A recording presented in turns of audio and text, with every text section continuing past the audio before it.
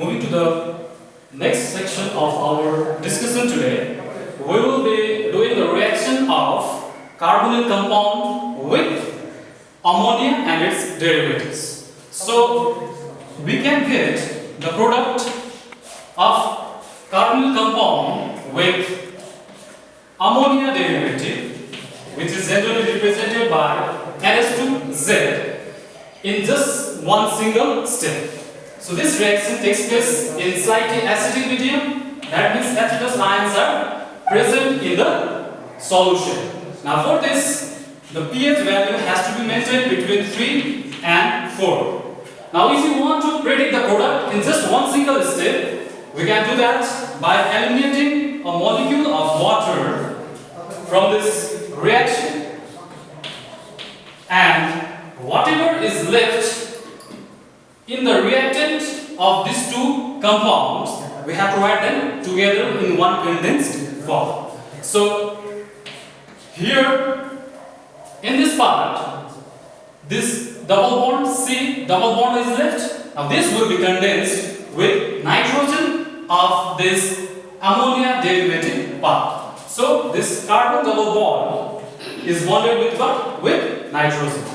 So this is the product that we obtain, and here please students have a look at this one. Here carbon is doubly bonded with nitrogen, and this category of compound is known as imines. They are known as imines. Now since mechanism is also there in your syllabus, so let's discuss with a mechanism of nucleophilic addition reaction of ammonia and its derivatives to carbonyl compound. So this is the carbonyl compound. This is the carbonyl compound. Since this takes place in acidic medium, we have H+ ion readily available in the solution. Oxygen contains 2 lone pairs. Now this H+ acidic medium is a must for this reaction to take place. Why? Because it helps in initiating the reaction. This is negatively charged. This lone pair means it is equivalent to a negative charge. This will be attracted to the positive charge. As a result of that, we would be getting a carbocation. So here we have OH bonded with carbon of the carbonyl compound. Here the valency of carbon is unsatisfied, therefore it has a positive sign over there. As a result, we get a carbocation. Now, in the next step of this mechanism, nucleophilic addition reaction takes place. Now here NH2Z is acting as what? Nucleophile. So here NH2Z, nitrogen also contains a lone pair.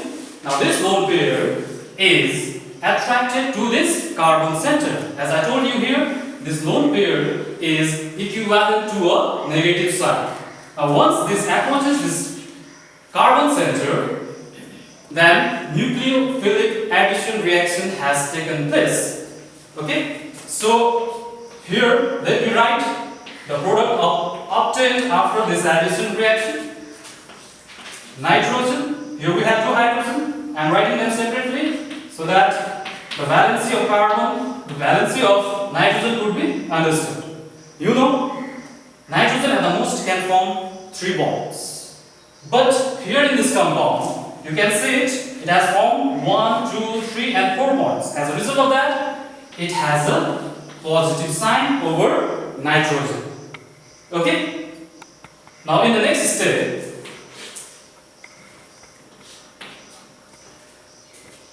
the valency of this nitrogen has to be maintained. Therefore, to maintain that this valency of nitrogen, this hydrogen sacrifices its electron and it gives its electron to the nitrogen. So as a result, we get a compound where we have N, H and Z. And as you know, this already contains a lone pair of electrons.